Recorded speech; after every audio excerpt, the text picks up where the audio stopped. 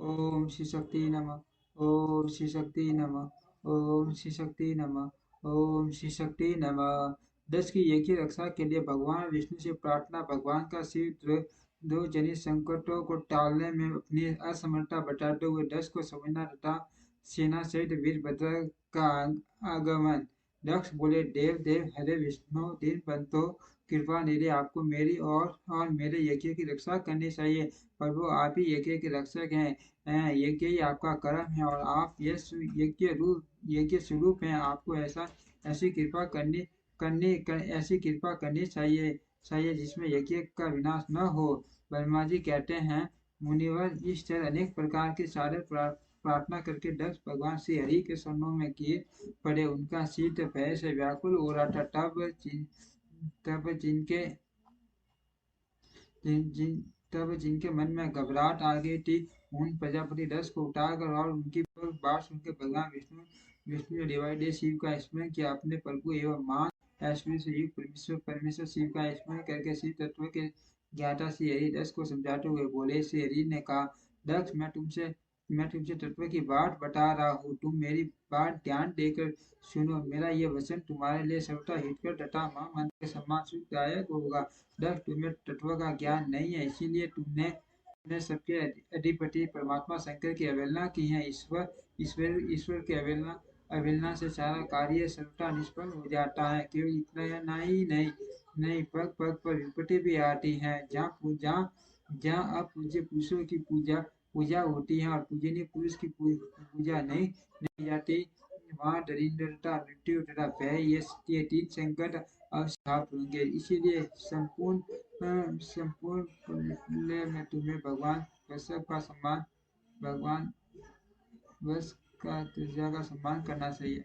ठीक से दिखाई नहीं रहा, आगे बोला, सॉरी। हाँ, वसुदेव चिंता में डूब गए।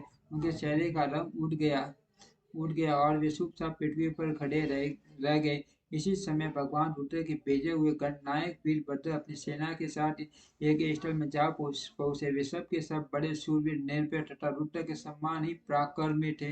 भगवान शंकर की आज्ञा से आए हुए उन गणों की गणना असंभव थी। वे वीर शिरोमणि रुद्र सैनिक जोर जोर से सिरनाद करने लगे। उनके उस मानार से तीनों लोक गूंज उठे। आकाश धूल से ढक गया और दिशाएं अंधकार से आवृत हो गई। सातों दीपों से युक्त पृथ्वी अत्यंत भय से व्याकुल हो पर्वत, वन और कानों सहित कांपने लगी तथा संपूर्ण समुद्रों में जवार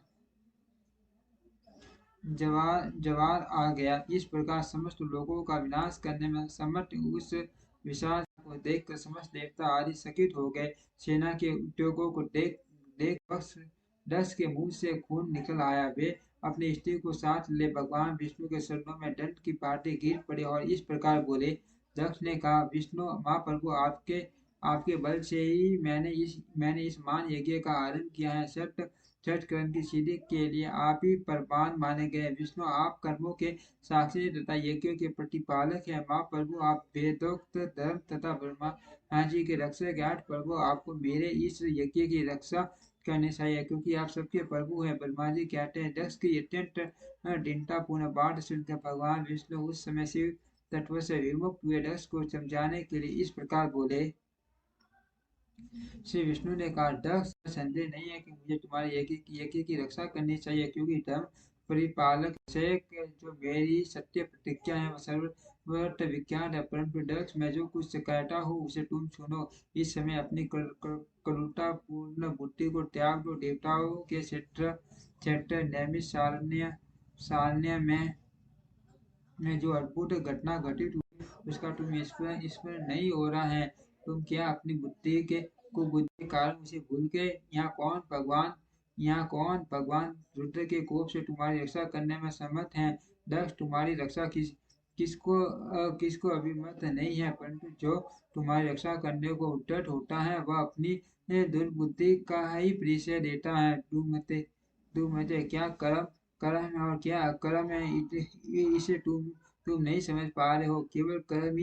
कभी केवल कर्म ही कभी कुछ करने में समर्थ नहीं हो सकता। जिसके सहयोग से कर्म कर्म में करने की सामर्थ्य आती हैं उसी को तुम सब कर्म समझो। भगवान शिव के बिना दूसरा कोई कर्म कर्म में कल्याण करने की शक्ति देने वाला नहीं है। जो शांत हो वह ईश्वर में मन लगा की भक्ति पूर्वक कार्य करता है, उसकी उसी उसी को भगवान तत्काल उस कर्म का फल देते हैं।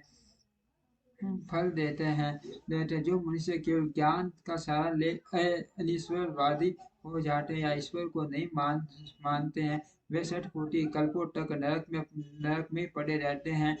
वे कर्म पास में बनते हुए जीव प्रत्येक जन्म में नरकों की याद भोगते हैं, क्योंकि वे केवल केवल सकाम कर्म के ही स्वरूप का आनंद लेने वाले होते हैं। ये शत्रुमर्दन वीरभद्र जो यज्ञशाला के आंगन में आप पहुंची हैं, भगवान रुद्र की क्रोध अग्नि से प्रकट हुए हैं।